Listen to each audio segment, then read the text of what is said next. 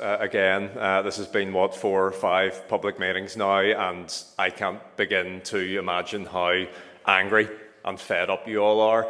So the fact that you're all gathered here and you're still trying to get a solution to this, just want to say fair play to all of you. Colm made some really good points about gaslighting, as did Fionnuala, and I want to touch on that a bit in my comments.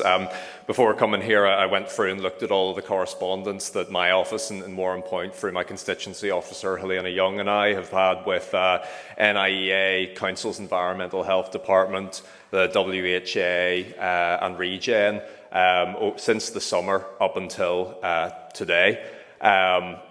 First started making inquiries with NIEA about the licence around September. We asked a number of pointed questions in terms of the licence, where we feel that Regen are in very clear breach of their licence. And I know Chris was saying we can't take the licence off them because they might sue, but that's got to work both ways. Where's the culpability for Regen? Where is the culpability and responsibility?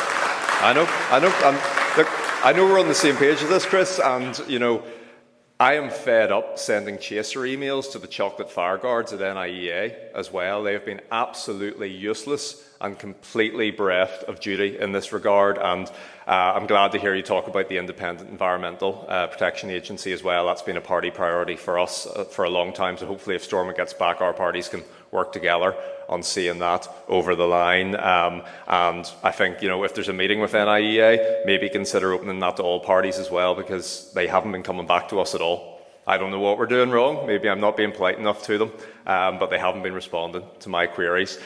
To Regen, we have sent 8 emails over the last 3 weeks alone. And I wanted to come to this public meeting with an assurance that they would meet with residents that have been affected by the smell, that they would meet the people of Warrenpoint to discuss these issues face to face. And I wanted to bring that as a win to this meeting, not just on behalf of you guys, but also Regen, to give them an opportunity to put the record straight.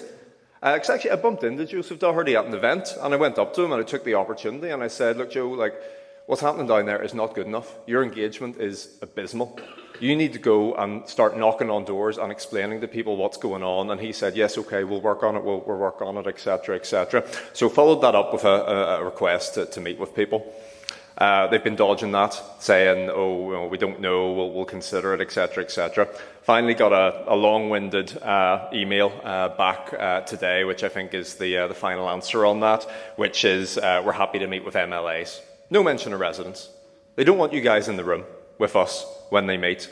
And he set out 5 mitigating criteria that Regen have been doing to try and minimise the impact of the smell and so on.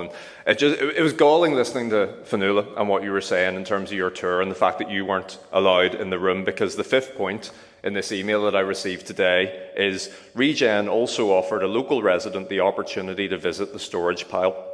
This resident's assessment of the situation whilst standing in the vicinity was that the waste pile was causing no offensive odour. I did not spoke, it wasn't at that moment. Mm-hmm. It was really high. Yeah. And whenever I talked about the stink, they kept saying Fionnuala, there wasn't one. You don't need to clarify yourself, Regen does.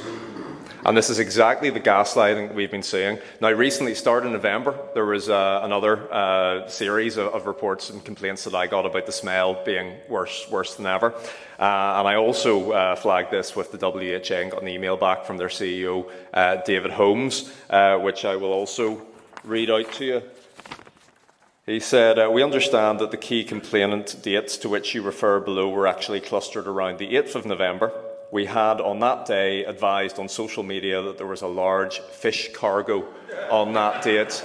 Now, there's something very fishy about that. Seaweed degradation. Yeah.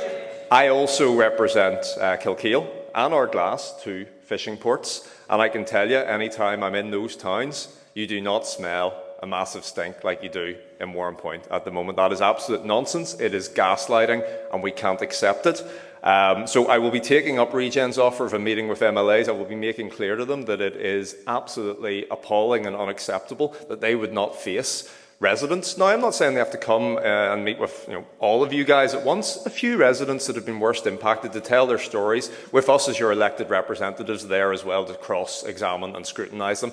It is absolutely shocking that they can't do that, and a complete dereliction of duty that the WHA aren't here as well. Look, I'll not go on any more. Thank you all very much for coming. Thank you to Colin for chairing as well.